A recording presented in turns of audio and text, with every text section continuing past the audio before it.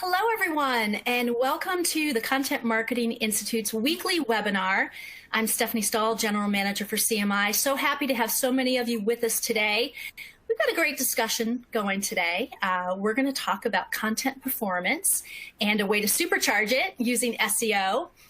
Ali and Mari are here with me today. They're going to be the experts on hand. They're going to give you lots of great tips and guidance to help you today. Before I turn it over to them, though, let me just give you a few logistics to make this next 45 minutes or so easier on the audience here. You can ask a question at any time. Look for the Q&A box, put it in there, hit submit. It'll come directly to me, and we will try to get to as many of those as we can after the presentation. The slides will advance automatically. You don't really need to do anything but sit back and learn. But we do love it, of course, if you ask questions, and we love it especially if you share what you're learning on social media. And if you would like to do that with your community, please use hashtag CMWorld so that we can see it as well. And keep in mind, in about 24 hours or so, we will email you a link to an on-demand version of this presentation. So if you missed something, if you want to share it with a colleague, it'll be waiting for you in your inbox in about 24 hours or so. All right, let's get to the good stuff here.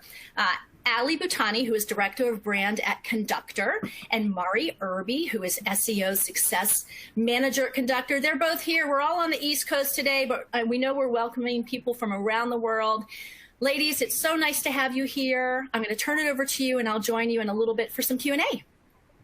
Great. Thanks so much, Stephanie. Hi, everyone.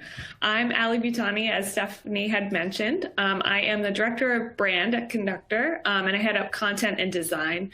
And for those of you not familiar with Conductor, we're an enterprise organic marketing platform, an SEO platform, helping businesses accelerate search traffic, digital growth, and revenue. Conductor's technology helps marketers create powerful marketing content to drive quality traffic to their site and track their organic performance. And I'll hand it over to Mari. Thanks so much, Ali. Hello, everyone. My name is Mari, and as it says on your screen, I'm an SEO Success Manager at Conductor. What that really translates to is injecting my knowledge of SEO and the industry and in that space, and working directly with my customers to help them build stronger and better aligned SEO strategies to supercharge their content. So without further ado, we will go ahead and get started. So as Stephanie mentioned, again, today the topic of our conversation and webinar is interjecting and supercharging your content with SEO, right? Understanding where there is that opportunity to make those kinds of optimizations and improvements. Some quick housekeeping items before we get started. Just wanted to pop the agenda on the screen for today. It's going to be kind of a two-part conversation. I'll tackle the first part. So you're going to hear a lot from me in the beginning, but don't worry, Ali's going to jump in a little bit later. I'll be covering the 5 steps that we've identified that sum up ways for you to be able to supercharge your content. And then Ali's going to jump in and speak to how to create a seamless content strategy using those 5 steps. And as we refer to them later, as you'll see, ingredients. And then we will have some time at the end for questions. But as Stephanie mentioned, please feel free to drop those in the chat. And as needed, we'll make sure to address those. So jumping right into it, as I mentioned, those 5 steps that we're going to be talking about that lead into supercharging your content in a standardized way, we like to think of it as ingredients, thinking about it as an overall recipe, right? And when we think about ingredients, there's a bunch of different pieces that you need to bring together in order to make your recipe really valuable, really tasty, if we want to keep going with that analogy. So what we're going to tackle here is what makes good content. Again, focusing on those ingredients of this recipe. And here laid out for you are just brief introductions to the steps that we'll be covering. The first is going to be relative to determining your topic, right? As we think about an individual piece of content. Ultimately, you want to make sure that you're speaking to your audience specifically. So having a determined brand voice that truly captures the intent of those customers that you're trying to bring in. You, of course, want to always keep tabs on your competitors. And if you don't know who they are, you need to identify them. That fourth piece is going to be implementing those SEO best practices into the content you've begun to create based on your research. And then that fifth piece, that final ingredient, is going to be evaluating your performance. So looking first here in the 5 steps is going to be what I like to call determine your topic. So think of this as the foundational piece to starting a net new piece of content. You really need to start with something called keyword research. It is the first step and what I call the content assembly line. If you can follow along with that image here, thinking about, when you have your different pieces of information that you are creating a piece of content around, where does SEO fall into that? Does it fall into that? Keyword research should be at the forefront of your content creation. And the first step in that is determining your topic. It takes time to understand your customer intent. And to do that, you need to take that first step in performing this research. I know that probably some of you, if not all of you, are familiar with smaller tools. Maybe even some of you use Conductor, but I definitely recommend that that's something to jot down if you take nothing else away from these 5 steps, is that you really want to start injecting your content assembly line with keyword research. So really quick, I know that Stephanie said that you pretty much don't have to do anything except learn, which is almost true, but we do have a poll question up next. So you can actually click directly on your screen. And the question is, do you already conduct keyword research before your content is created? So I'm going to give everybody about 30 seconds here to submit their answers, and we'll go over those results at the end of those 30 seconds. Again, please be aware that even if you know that you need to and you haven't been able to, please select no, just for us to get a better understanding of the group that we're talking to, and certainly the kinds of hindrances that you might have in your own strategy. Give it another 10 seconds-ish. Great, we've got over half the people submitted. Awesome, give it a few more seconds. All right, I'm going to toggle on over to the results. In a perfect world, we'd see mostly yes, but I'm curious to see what we get back. Oh my gosh, and it's about equal. 50-50. Yeah. Ali, I don't know if I've seen that response before. It's either a resounding yes or a resounding no. Yeah, that's what I was expecting, the same. So it's okay. We've got some work to do, but some progress being made.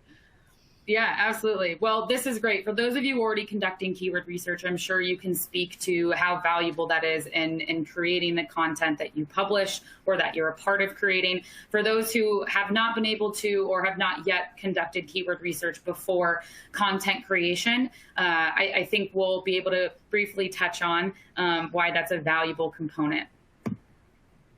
So the next step out of the 5 is understanding your audience. As you can see in this example here, we have 2 different searches that were made for this example. One is hockey sticks and one is mozzarella sticks.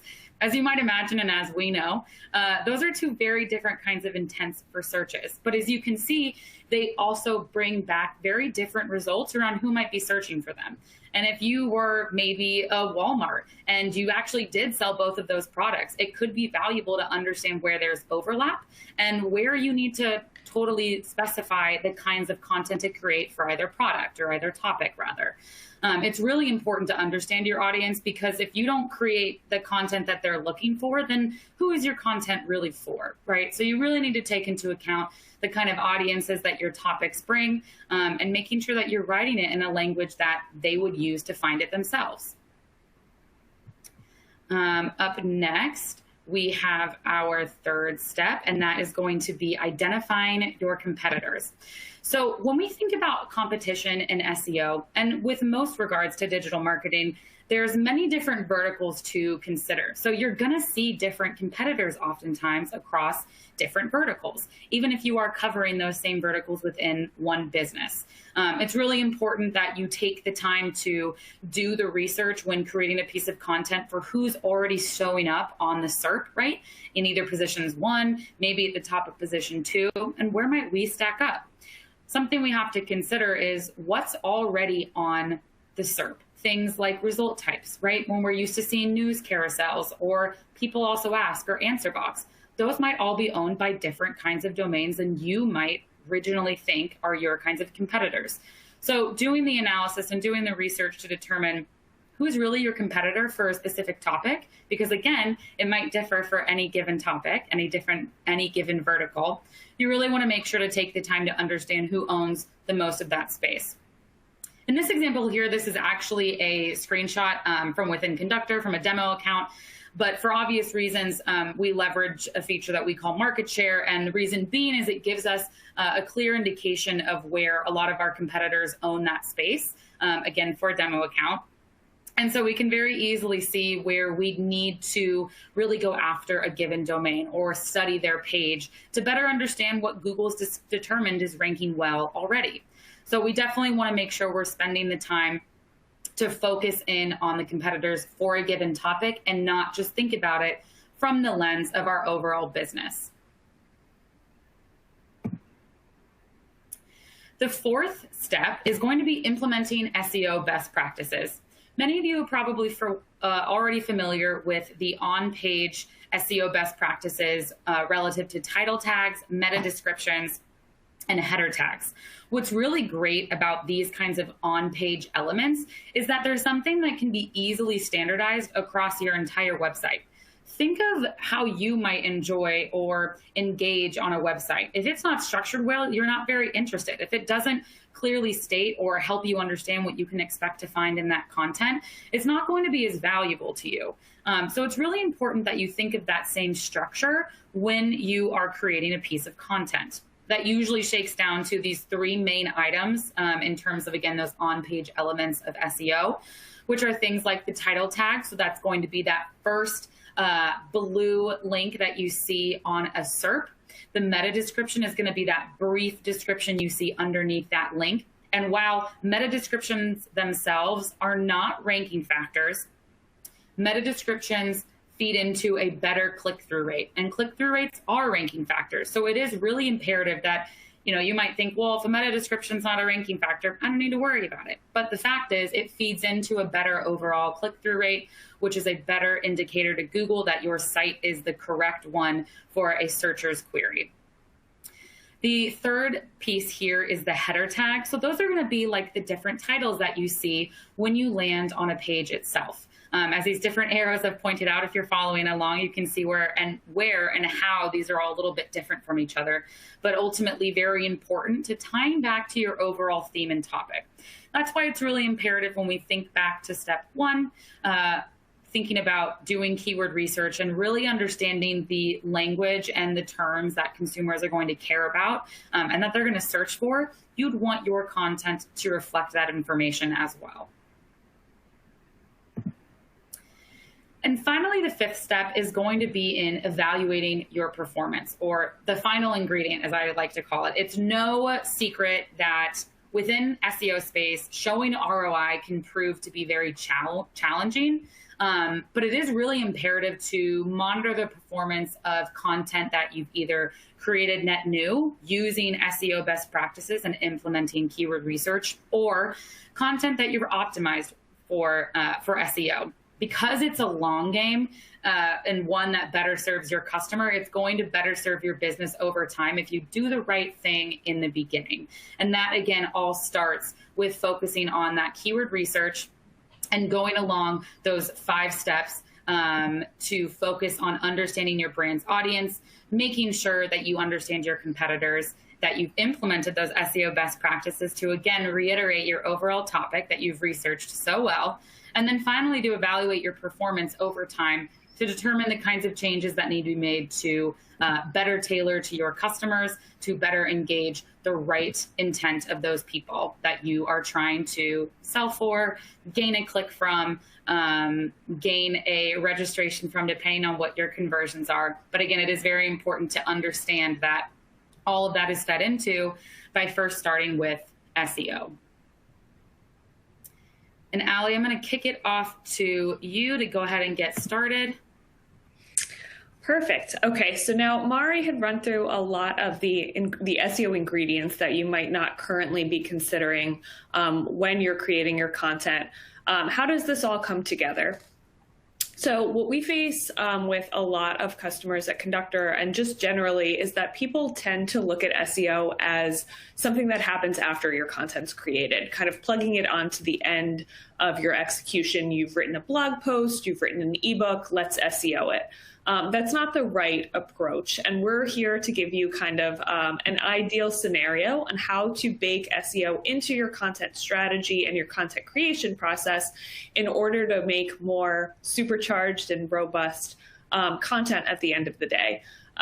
My background is in design, and we've kind of found the same hardships in terms of kind of passing off projects to SEO and design and not incorporating them into the full process from ideation to execution at the end.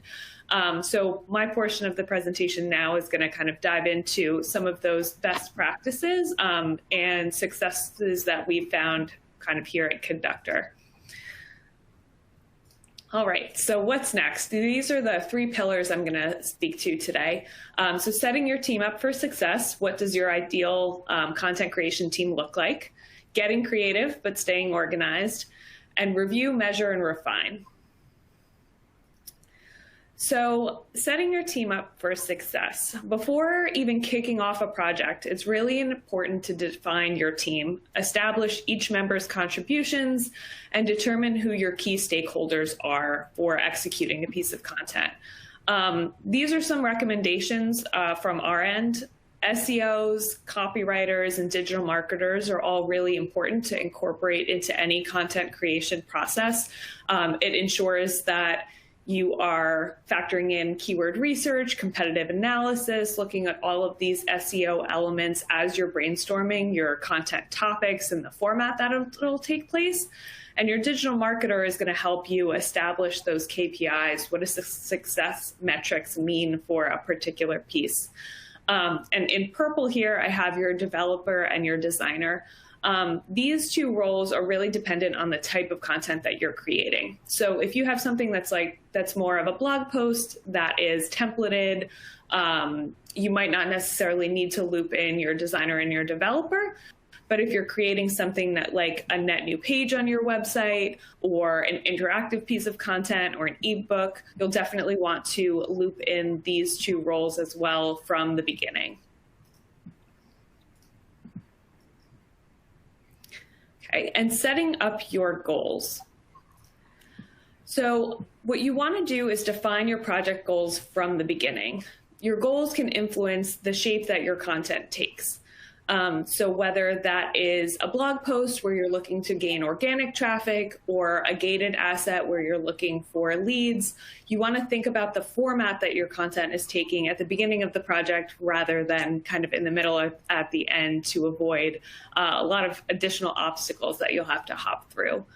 Then you also want to consider your audience. Who is the audience that you want to reach? What is it that they're searching for? This is a question that is not often considered. You're thinking about your own goals, your marketing team goals. You're thinking about, your kind of content pillars, what kind of content you want to create. But think about it from your audience's perspective. What are the types of things that they're searching for? And how can you best answer their questions with the content that you're creating? And then finally, what is it that you want them to do with your content? Do you want them to convert? Do you want to lead them to something else? Really kind of think through the full process from your audience's perspective in terms of their journey in interacting with your content.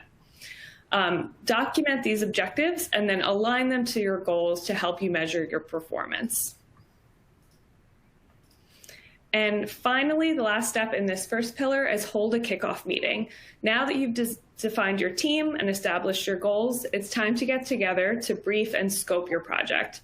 And at this kickoff meeting, you'll want to do the following 4 things. You'll want to outline your main objectives as a team to make sure everyone's aligned, define your target audience, establish the message that you're communicating, and set up your timeline. That way everyone is aligned. Your design team will understand their expectations. Your SEO will determine what they need to do. Make sure that everyone is kind of on the same page in terms of your timeline.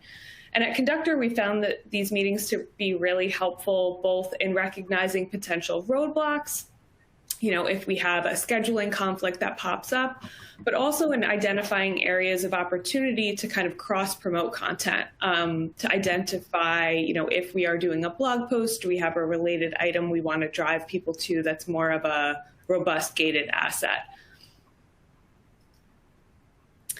And next, our second pillar, it's time to get creative.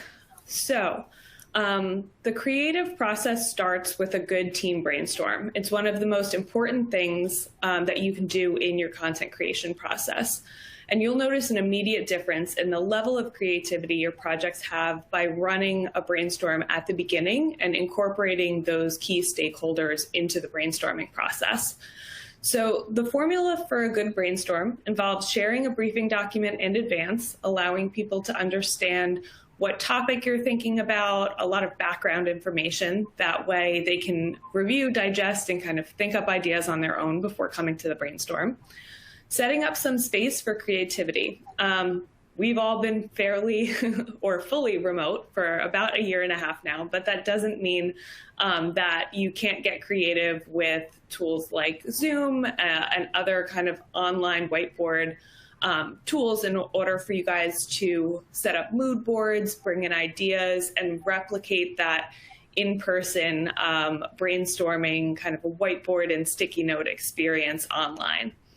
And when you get those two components together, what you'll want to come out of that brainstorm with is an established creative direction and a content format.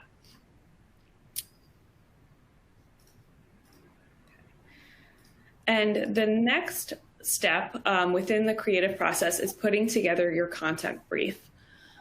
Your content brief is a time for your copywriter and your SEO to get together and collaborate. So typically, your copywriter will put together an outline for the piece, and then your SEO will work on different components to kind of flesh out and complete that content brief. They'll incorporate things like your title, suggestion, meta description, H2 tags, and keywords that you'll want to incorporate within the content that you're creating. And you'll see this is a bit different than SEOing a piece of content at the end. By baking in these SEO recommendations during the briefing process, it's a lot more, your content piece will become a lot more organic and comprehensive than having your team work in silos, having your content writers compose an entire piece and then try to kind of stick keywords in at the end. This is a much more comprehensive approach in order to really think about SEO at the beginning rather than as an afterthought. And then finally, the execution piece. So if this is a highly visual piece of content, like a new web page, an ebook, an interactive quiz or something, what you want to do is set up that collaboration between your content and design teams. We found this to be extremely efficient. If your content team is working on crafting the content at the same time that your design team is kind of putting together rough wireframes, you avoid a lot of back and forth by not knowing kind of how long the piece of content is going to be at the end or what design considerations you need to incorporate. Think about it in the same way that the content brief process is a collaboration between the SEO and the copywriter. The execution is a collaboration and a kind of constant communication back and forth between the designer and your copywriter. And then the kind of final step, review, measure, and refine. So before you publish a piece of content, what you're going to want to do is a thorough review cycle. It's really imperative to a seamless launch.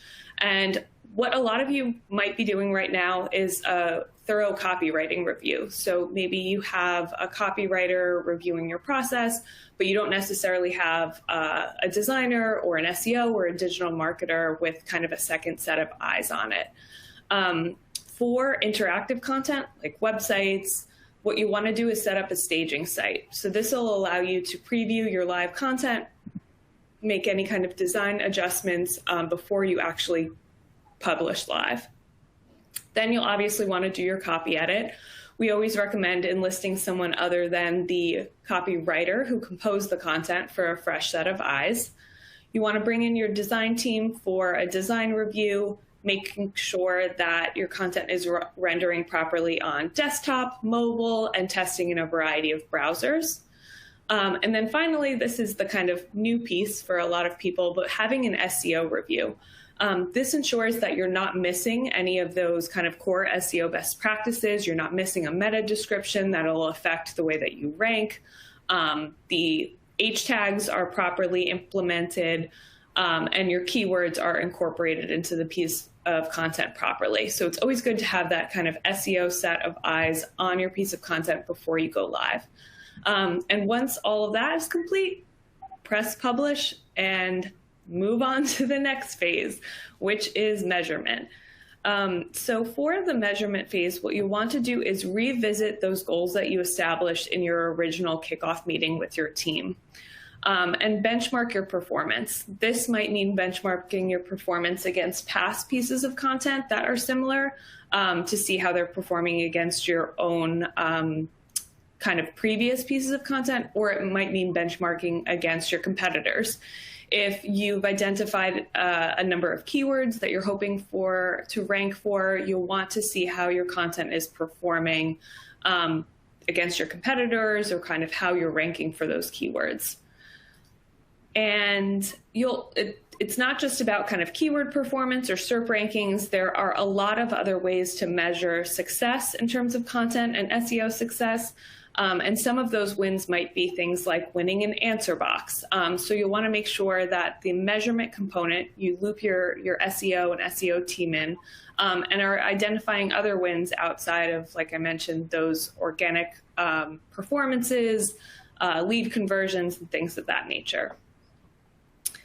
And the final and ongoing step is refinement. This is one that I think a lot of teams struggle with. You publish a piece of content, you think you're all set, maybe you have your measurement set up, and month over month or quarter over quarter, you're looking at how it's performing. But what you'll want to do is look at those insights, those SEO insights.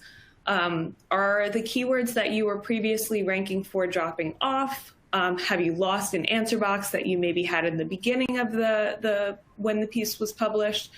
Take a look at those insights, work with your SEO team, and continually refine and make adjustments to your content, especially content that's evergreen. It's not sort of a stagnant press publish and forget about it process. You want to continually make updates to your meta descriptions, your header tags, whatever needs to be done if your content is not performing or drops in performance since your initial publish date. And that concludes our presentation. So some of the key takeaways before we move on to the Q&As. If you implement SEO into your content strategy and content creation process, your content's bound to perform better by incorporating this into your strategy. This might seem like incorporating all of these different team members into the process might slow things down, but it actually creates better agility and better performance by incorporating the team members and the stakeholders at the beginning of the process rather than kind of bringing people in piecemeal throughout the content creation process.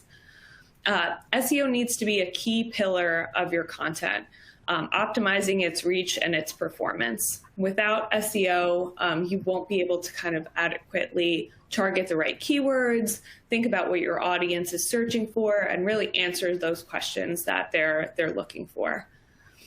And you'll be able to effectively measure and report on your content performance with SEO and with an SEO platform. It makes it a lot easier to look at individual pieces of content, content segments, so like pieces of contents with the same topic, or your overall content. How is your blog performing as a whole? That is a huge benefit of really kind of digging in deeper to SEO and leveraging an SEO platform at the end of the day. And with that, I think we can, pass it on over and open up some questions. All right. Thank you both. That was fantastic. Appreciate all the great advice there. We've got quite a few questions, actually. We'll try to get them all answered. Let's start with something pretty fundamental, okay? It's a great question. How do I get started if I don't have an SEO team? That's awesome. Yeah, that's a great question. I don't know, Allie, I'm happy to take that. If you have anything to add, feel free to jump over me. Okay, sure. Yeah, thank you so much for asking that question. I feel like, depending on the group that's made up of the people who have joined today, you're all over the spectrum in terms of people who are just interested in SEO to people who have been in the SEO industry for as long as it's been around. And I'd say that, starting in SEO is all about research. And I know that that's kind of vague, so I'll explain. It's not just about starting with keyword research, although it is if we're talking about content. But with SEO, it's always about understanding the fundamentals. So if you're somebody who is interested in SEO, if you've joined today because you're in charge of content or a part of content and know that SEO is valuable but don't really understand why, I'd recommend leveraging some really incredible resources that are available either through Conductor.com, through Moz, through SEMrush, through a number of different SEO-focused blogs, and really starting to dive into the generics and the standardized approach of best practices, changes within the industry, and then, of course, application, right? And there's always going to be a little bit of a different flavor depending on who you ask. But across the board, there are those key SEO fundamentals that have not changed. And I would really recommend, if we're talking about truly starting from nothing except for just with some interest, I absolutely recommend doing some research there and diving into what really makes up the SEO industry and what are those true best practices. Did I miss anything there, Allie? No, I think that covered it. That was great. Perfect. Awesome. There are quite a few questions about performance and sort of different versions of the question, but generally speaking, in terms of, what do you think is most important to measure? And secondly, what would you consider, and this particular question is about a web page, but what would you consider success in the case of a web page if you were measuring it? I'll jump in, Mari, and then feel free to kind of chime in too. Your metrics are going to be very dependent on your team's goals. So at Conductor, organic traffic is extremely important. But that being said, this is why we kind of recommend getting with your team to define the goals of a project before you get started. If your goal is organic traffic, you're really going to want to do a lot of keyword research, take a look at your branded keywords, your non-branded keywords, and kind of focus there to hopefully rank and identify topics that are going to help you rank better organically. If your goal is conversion, you're still going to want to rank, but you're also going to want to look at things a little bit differently in terms of what other competitor pieces of content exist out there. And one thing I forgot to mention is something that SEO can help out with a lot is your content format. So when you're doing that research, sometimes it's just a matter of kind of Googling your topic and taking a look at what content formats are out there that are showing up on the search engine result page for that. Is it blog articles primarily, or are people creating more video content around the subject that you're looking to create content around?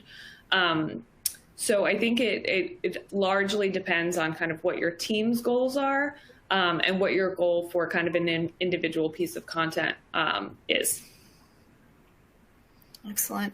Actually, just a quick follow-up on that, Allie. If you're looking and you see that, say, there are primarily blogs or articles, that are ranking or doing well, do you see that as an opportunity to create more video then, or to offer up a different format? Or are you suggesting that that's what people really want, so do more of that? Yeah, we normally recommend, like, if you're looking at a topic and there's a ton of video content, people most likely, that means they're looking to consume that content in a video format. So that's the way that we kind of work with our SEO teams right now in terms of defining the format for the content if we have a particular subject in mind. Great. Great. So just come in and create an even better video, though, right? Good question here from Kelly. She says, our website was created without incorporating any keyword research. Is it possible to back in that work? Yes, absolutely. I would say, I don't have a great quote for this or anything, a one-liner, but I will definitely say that SEO is always better to incorporate than not. It doesn't matter when you start it. You should always be thinking about it, try to incorporate it, do your due diligence to inject your content with that.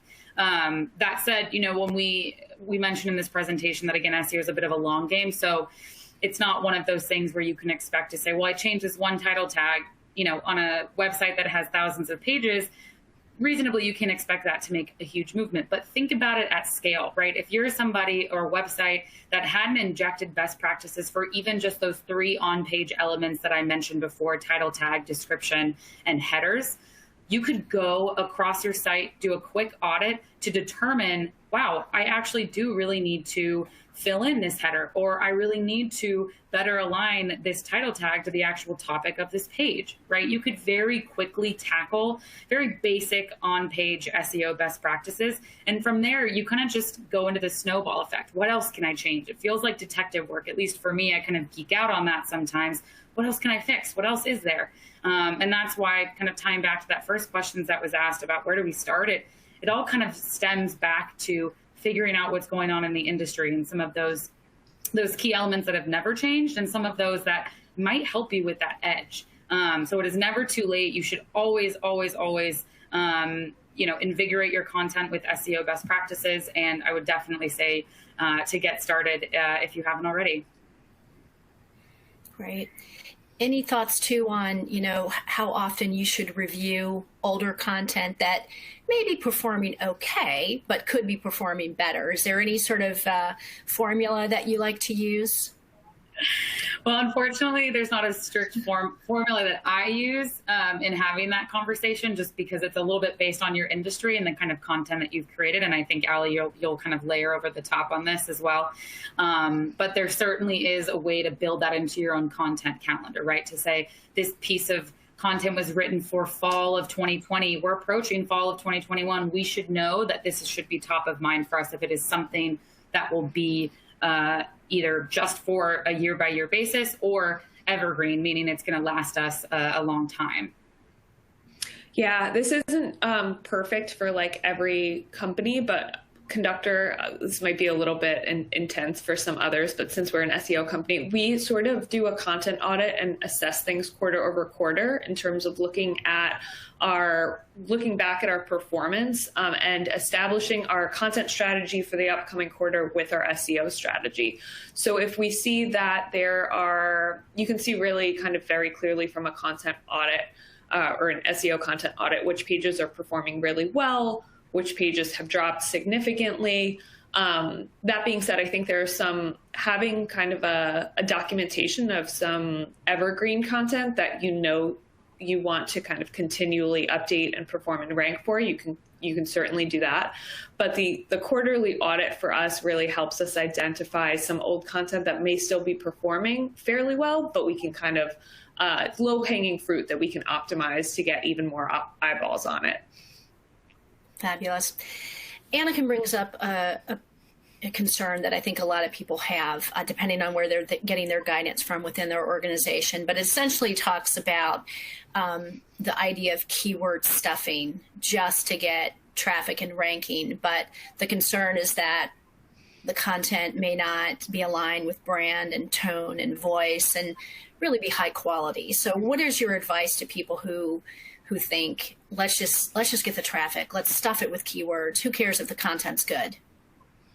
Yeah, from my end, and this is more of like from a content perspective, Mari, and then you can get into the technicalities, but what we say a lot at Conductor, and what Google has been presenting, is that good content, quality content is performing. You're not able to game Google the way that you used to. It's not really anymore about gaming the algorithm.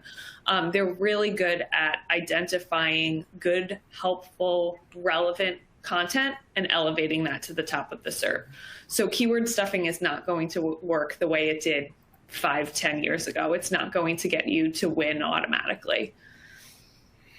Yeah, and just following, kind of layering over Allie on that, just thinking about the different updates and some of these core updates that we've heard Google's pushed out in, years past.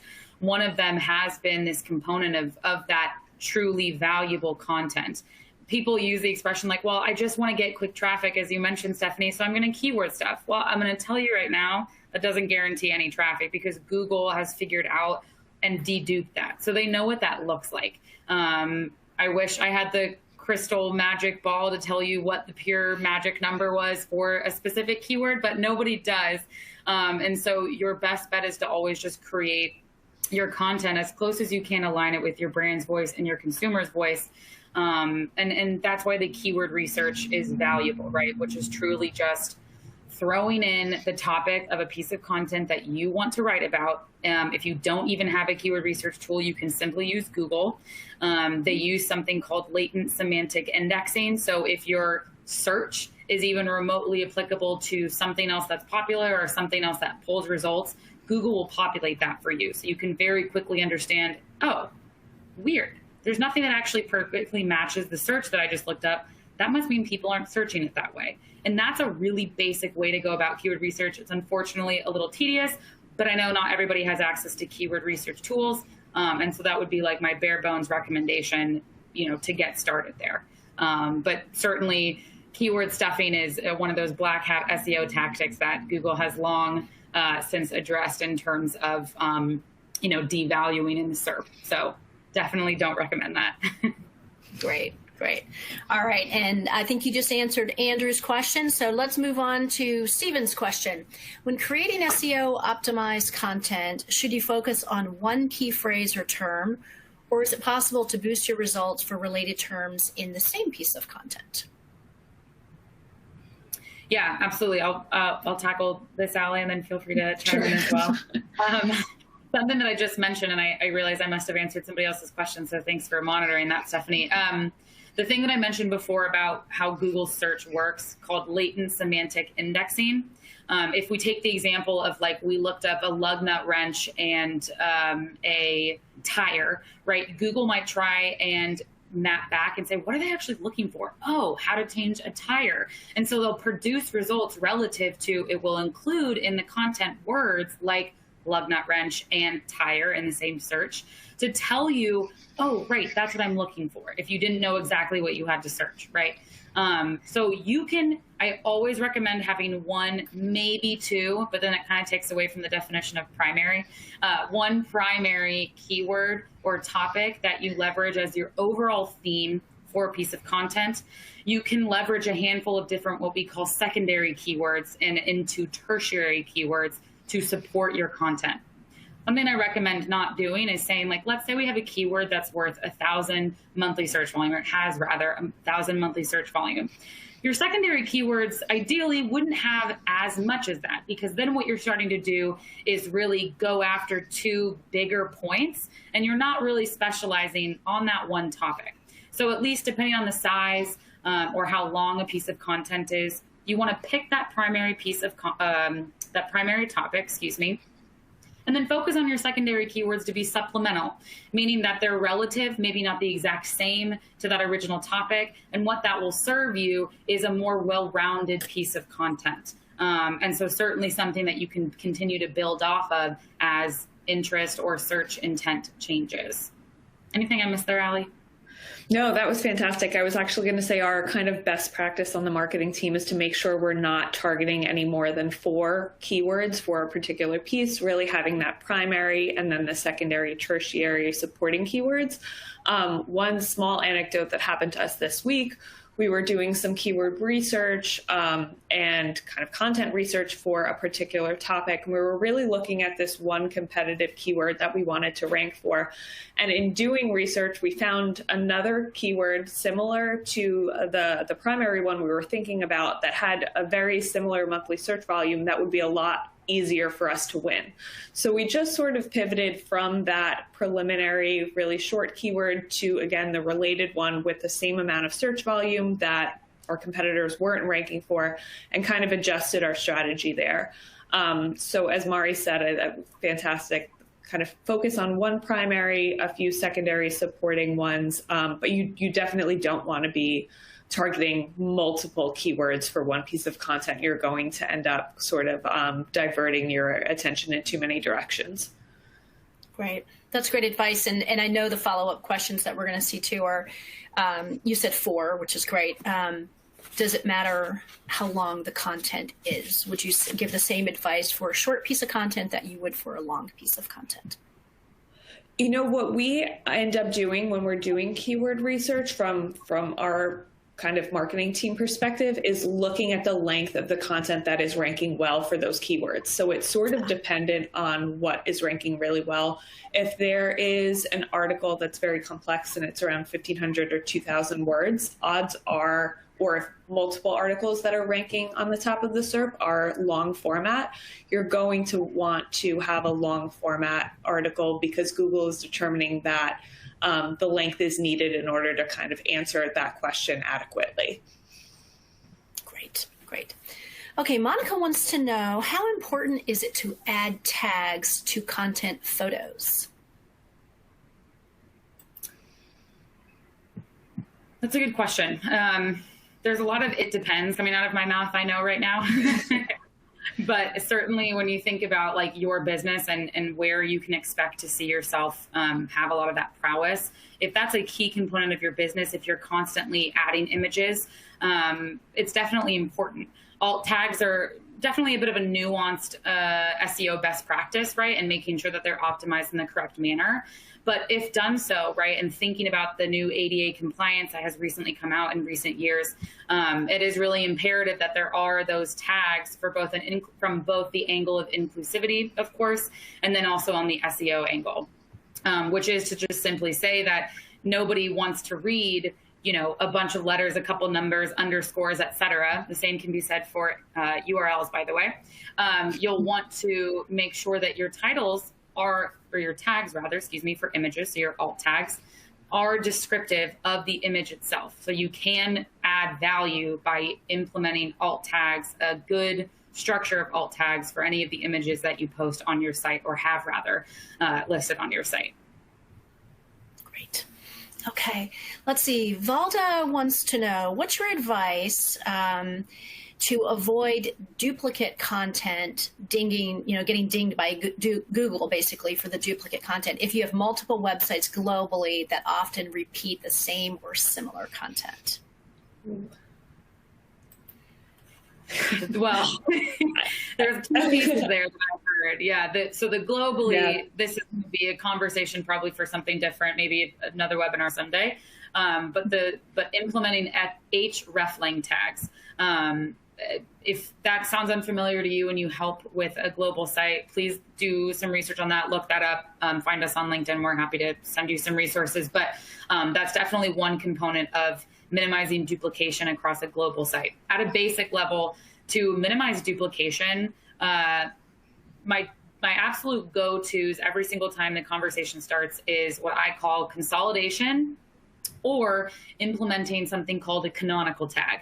And again, if canonical tag is not something you're familiar with, add that to your list of a couple of resources to do some research on, because it is very imperative to really effectively differentiating your content.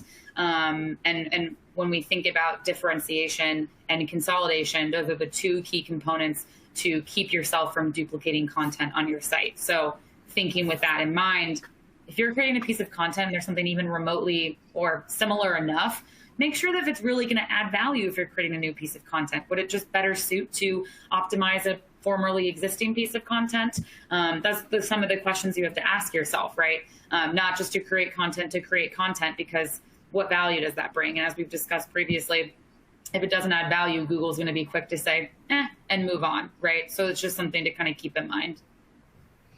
Yeah, and we had an instance recently where we had a really old blog post about a piece of content and we wanted to update it. There are kind of two different scenarios, as Mari had mentioned. One of them is, do you want to just update that content and kind of update the blog post so that it's more relevant and you're not repeating the same kind of subject matter and something net new. The other is if it's very old and you're looking to create like a completely net new piece, is redirecting the old piece of content to the new, so that when people are searching and showing up, they're getting redirected to your most recent piece of content. So again, we definitely recommend, if you have anyone on your team who is an SEO expert or dabbles in SEO, to kind of connect with them and ask them about specific scenarios. But you can also reach out to Mari and I on LinkedIn if you have any specific questions in the future. That's great.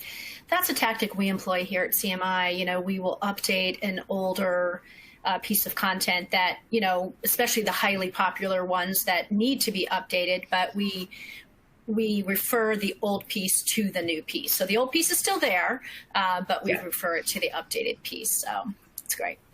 Okay. Marianne would like your thoughts on keywords versus search intent. Any thoughts there? Keywords versus search intent. So if I'm understanding that correctly, sometimes what I hear from customers is, we on the SEO team or we on the digital marketing team know that people are searching for X. We want to use that. But our brand marketing team wants us to use this branded term nobody's ever heard of. But like, it's great and it's going to be the new thing for our specific product. And that's where a lot of, like, even within the same house, people are butting heads, right? I think of marketing as like all the same house, people just have different rooms depending on what they focus on. And that's one of those where it's like, no, I want to do it my way and I want to do it my way. And when it comes to like keywords versus search intent, from the organic standpoint, I'm always going to side with the latter, right? Thinking about search intent, thinking about specifically consumer intent, right? If we don't understand what a keyword actually represents, if we don't understand if that even aligns with the way that our customers or our audience would find us, then it's not valuable to us, no matter how cool it is. And so that's why SEO is great, is because it can be integrated in a myriad of different ways for a piece of content. So even if, you know, one side of the marketing team wanted to say like, it needs to be this branded name, cool, no problem. There are other ways to add and inject SEO and more aligned search intent related keywords to things like a title tag or a meta description or whatever the case may be, right? So it does not have to be end all be all, and it does not have to be as black and white as most people, I think, assume it has to be. So just, you know, kind of keep that in mind when you consider like, this was the topic I was assigned, but I know that search intent actually says it should be X, Y, or Z. Just figure out where you can kind of find that overlap, because it normally exists. And I think that kind of ties nicely to another question I saw about legal teams pushing back on keyword research and really incorporating keywords into content. Being on the brand side of things and working at Conductor, which is an SEO company, I think I have a unique perspective in that the way to have these conversations and to allow people who aren't familiar with SEO and the benefits of incorporating these keywords and terms into your content is by using data to support your argument. And something as simple as saying, this is the term that you'd prefer to use, and this is the term that we're suggesting. Let's look at the monthly search volume for each of those.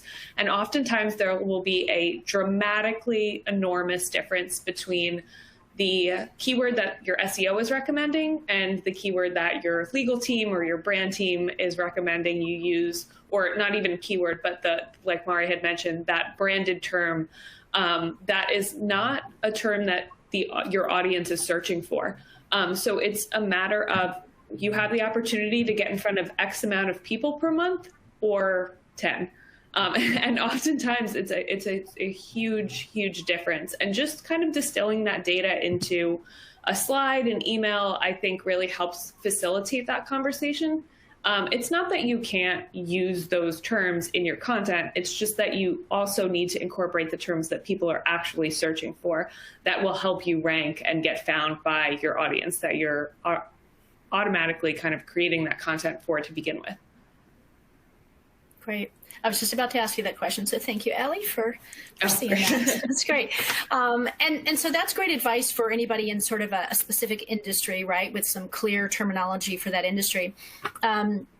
Similarly, Becca is asking the question about the size of companies. So if you're a small company and the keywords you're looking to rank for are very competitive, she wants to know, how can you even compete? Even if it's a long game, how can you compete with bigger companies in this case? What's your advice? Either one of us.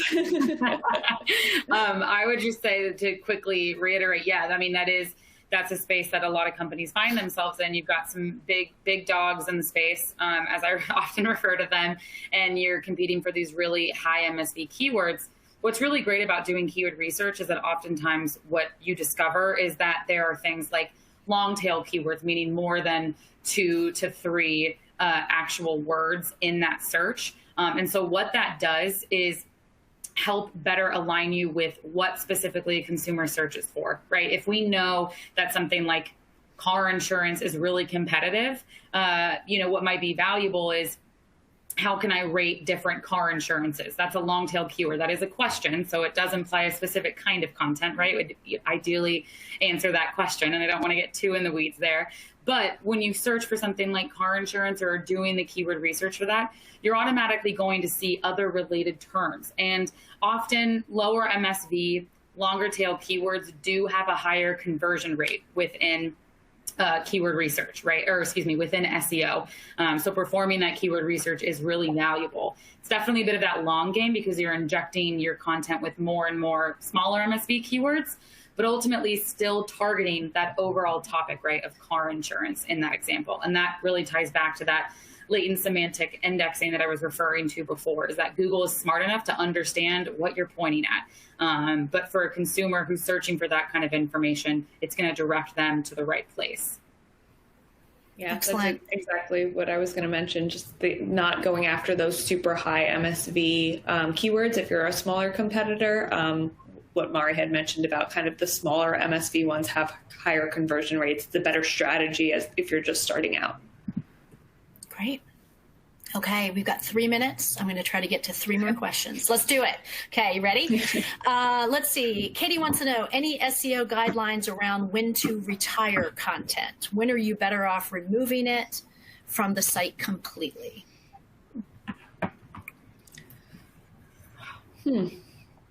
I think I'm just going to say, I think that the only thing that I would always say, like, if you are literally no longer selling X product and that product page exists on your page or your website, if you are no longer updating or in the industry that you previously were writing like long form content on, those are the kind of instances that I can immediately think of where you'd want to sunset some content. Or if it remotely relates to something else, redirect it, right? Redirect any of that traffic, even if it's 1 visit or 2 visit, it's still traffic to a different page. Great. All right, backlinks. Any good strategies to offer up to the audience on backlinks? I was going to say that might be for you, Mari. I realized I spoke over you last time. I apologize. Backlinks is also kind of similar to hreflang tags, and like it does require a bit of your own research. It also does require a bit of a separate technology. Conductor works in a space where we have a great partner network. So we actually work with another company that manages backlinks, but within SEO, the benefits of, backlinks really does come to fruition when you think about the legitimacy that it provides to your content. So you don't necessarily need to have backlinks for every single page. But when you think about them as what is the phrase? Inbound links. They're really important to SEO because what you want to be able to do is say that, hey, somebody else besides just myself said that I'm great too. So that must mean that it's probably true, right, Google? And so it ultimately just starts to feed into that overall ranking process with, the work that you're doing. So backlinks are really that like vote of confidence. And that's why they're really valuable. Awesome. All right, Mari, Allie, thank you so much. There are probably another dozen questions that we didn't get to, and I'm sorry. We are going to share those with these two so that we can get your questions answered, so stay tuned for that. Thank you both. I really appreciate the great advice, really great discussion going here today. Thank you to Conductor for making this possible today. As I mentioned at the start, we will send you a link to the on-demand version in about 24 hours or so. So if you missed something or you want to go back and learn a little bit more, feel free to use that link or share it with your colleagues if you'd like. From all of us at CMI, we appreciate your time and attention today, and we'll see you next week. Take care, everybody.